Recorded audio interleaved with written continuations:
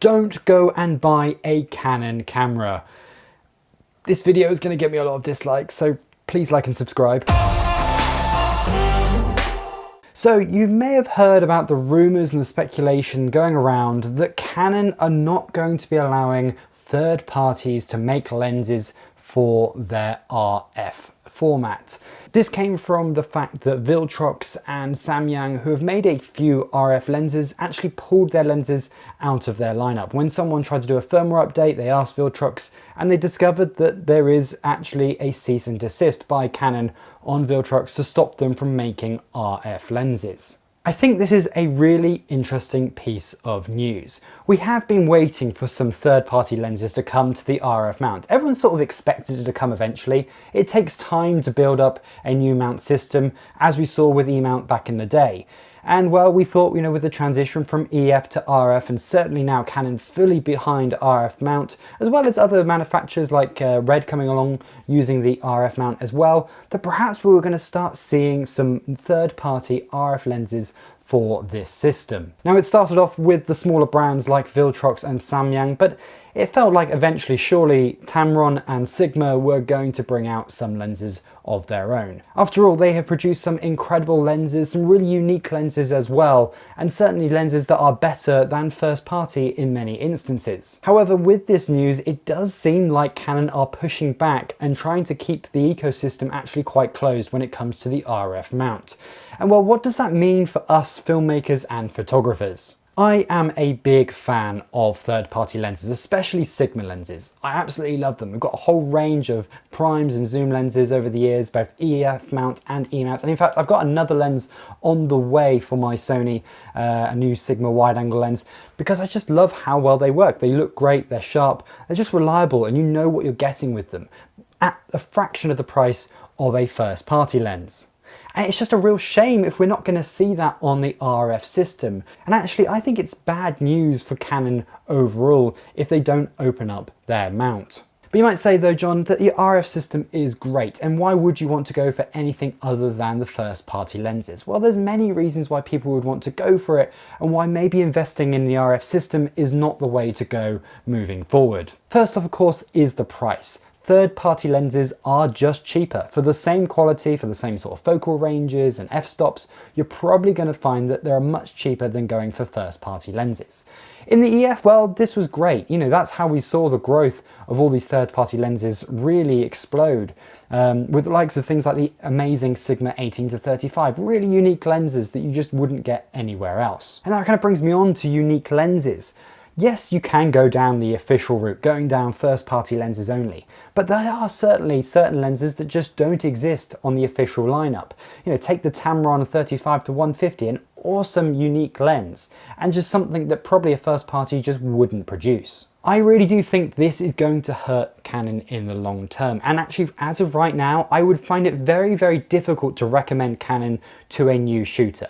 Now, of course, if you've been Canon all your life and you're a full-time professional photographer or filmmaker and you've got all those Canon lenses and you've really heavily invested in the system, and you always go for the top of the range first-party lenses every single time, then it's not a big deal. You're going to buy your 24-70, 70-200 and so what, and you'll just go out there and buy all of them and you'll be more than happy with the system.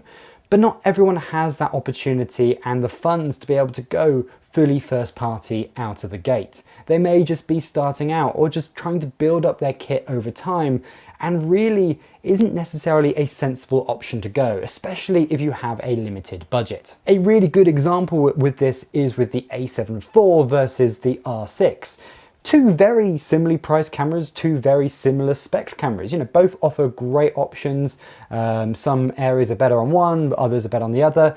But you definitely see how they are very, very well matched. And you could make the argument to go either way when it comes to those cameras. The problem is though, it's not just about having a camera body, you need to have a lens with it.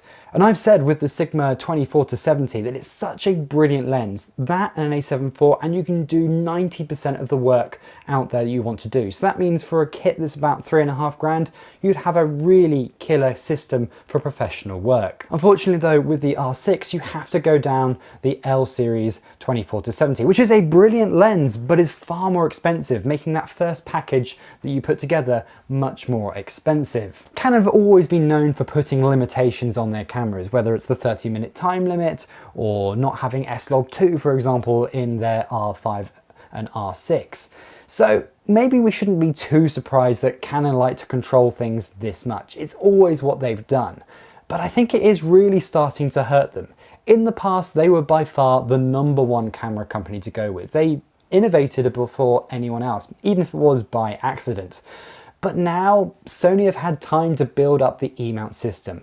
And to their credit, they have actually kept it very, very open as well, allowing the third parties to produce really great lenses that are actually in many cases better than Sony's own lenses. This has allowed Sony to become, I'd argue, the default camera choice for most filmmakers, and interestingly, very much taking over the photography world as well.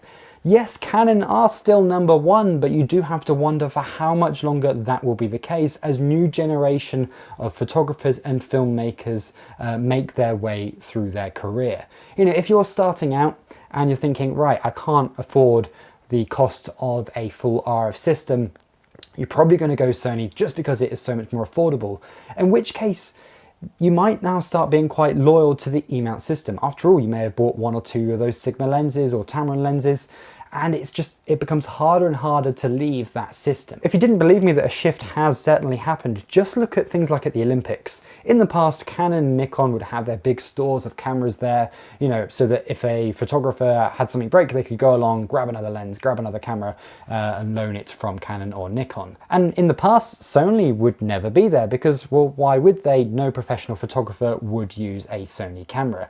However, that has completely changed, and at the last Olympics, Sony had a big representation there, not just in the broadcast world, but also in the stills. Now you might say, but John, there is of course EF. That still exists. You can easily adapt your lenses onto your RF camera, and that is true. However, in 2022, I'm not sure it is the most sensible option now investing in new EF lenses. Yes, there's a ton out there, there's loads of different options, but I think over time we're probably going to see them really fall by the wayside. They're not going to be the #1 choice that you want to go for when investing in lenses. There's nothing wrong with them, of course, they still produce excellent results, the autofocus works still great, but I think as technology improves, at the end of the day, they are going to be old. They're going to be the older system, the older technology, and eventually they're going to stop making them. I do hope things actually change. You know, this is just kind of speculation. It's just based off what has been talked about with Viltrox and Samyang removing their lenses and the fact that Tamron and Sigma have yet to release a lens for the RF system. It certainly looks like Canon are resisting allowing third-party lenses, even if there isn't an official sort of ban on them. Hopefully that isn't the case though. Hopefully we do see Canon change their mind and allow third parties to make lenses for their system. And really that does come down to us as filmmakers and photographers. We need to say to Canon, hey look, we want these third party lenses on your amazing RF system. However, until that happens, it is just very difficult to be recommending Canon cameras, to be honest. I mean, yes, you can go for it. Yes, you can go for those RF lenses if you can afford so, but really, value for money, it's just hard to beat the options that you can get on other systems right now. You're not really missing out on features like you did in the past. You're not missing out on aesthetics maybe that may be a reason why you would have gone for a Canon in the past. I think the colors of Sony have improved so much. I think the functions that Sony and other brands have done has improved so much as well. I think Canon are certainly losing some of their shine and reasoning for going for them over the competition, and it's only going to get tougher for them if they don't open up their lens mount. I'd love to know what you think. Do you think this is a big deal, or do you think actually, you know what, if you want Canon you should just go for the L lenses anyway? Let me know in the comment section down below. If you have enjoyed this video, please like and subscribe, because as I said, I'm going to get a lot of hate for this video. Thank you very much for watching, and I will see you next time. Goodbye.